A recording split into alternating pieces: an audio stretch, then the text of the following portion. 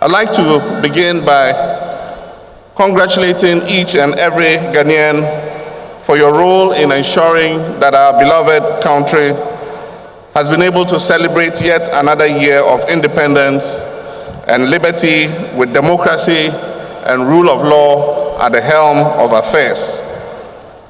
Let me congratulate and commend our school children and our security forces for a very beautiful parade that you have put on this morning. The reason that we gather each year to celebrate our independence is because it is not to be taken for granted. The struggles and sacrifices that were required to gain us our liberty must never, ever be forgotten. They were struggles and sacrifices made by people whose names are perhaps not as widely known and whose stories have not been as widely spread, and yet these were people without whom we will not be where we are today.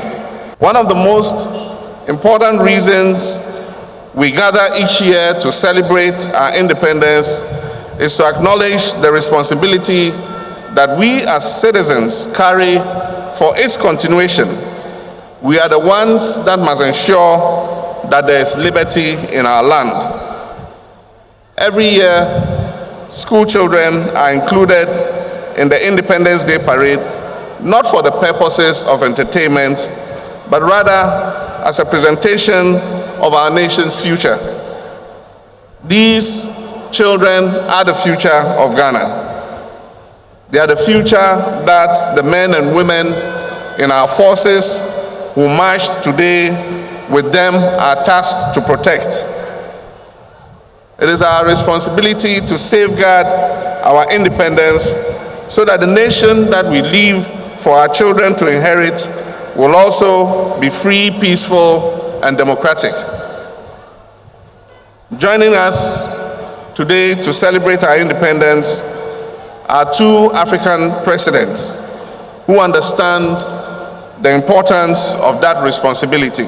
We welcome Their Excellencies Jose Mario Vaz and Uhuru Kenyatta, presidents of Guinea-Bissau and Kenya, respectively. As the first sub-Saharan nation to gain independence, Ghana inspired other nations to claim their freedom from colonial domination. Today, as our citizens enjoy peace, security, and freedom of speech, and expect transparent, non-violent electoral processes at all levels of government, Ghana is also inspiring other nations, such as Guinea-Bissau, to maintain a consistent constitutional democracy. My brothers and sisters, it is no secret that President Uhuru Kenyatta stands on the shoulders of Mzee Jomo Kenyatta, that President Jose Mario Vaz stands on the shoulders of Amilcar Cabral, or that I stand on the shoulders of Dr. Kwame Nkrumah, his colleagues of the Big Six, and the many heroes of Ghana's liberation.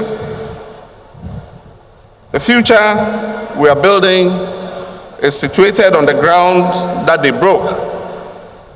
As we remember this, we must bear in mind that in some years to come, these children who marched here today will be depending on our attitudes and our actions. The changes we make to lift them higher, to provide them with a solid foundation on which they too can build this nation. The successes and failures of this nation belong to all of us, because this country is for all of us. And we can each choose to play a role, no matter how seemingly minor, in moving our dear nation Ghana forward. When Kofi Annan was named Secretary General of the United Nations, the world knew him as a Ghanaian, the first black African to ever hold that title.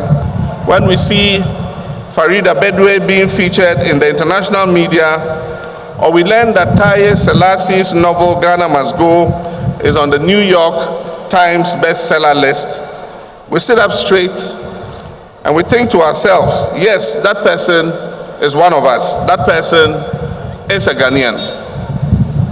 We do not stop to think about what political party they are associated with. We do not stop to think what their ethnic origin is. We do not stop to think what region of the country they are from or which religion they practice.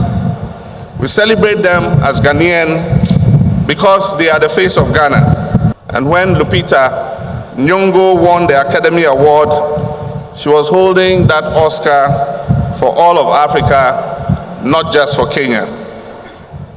And so when 14-year-old Abraham Atta won the Independent Spirit Award, he was not just representing his country, he was being applauded by all of Africa. We cannot encourage conversations and activities that are meant to discourage us, to divide us, to weaken our morale, or limit our potential in this particular moment. The name Ghana represents excellence and evokes respect in the Committee of Nations. So today, I applaud the good people of Ghana for continuing to define and demonstrate what Osagyefo Dr. Kwame Nkrumah described as our own African personality. May you always carry within you the pride and the love of country Ghana. We may be many and a diverse people, but we are one nation with one destiny.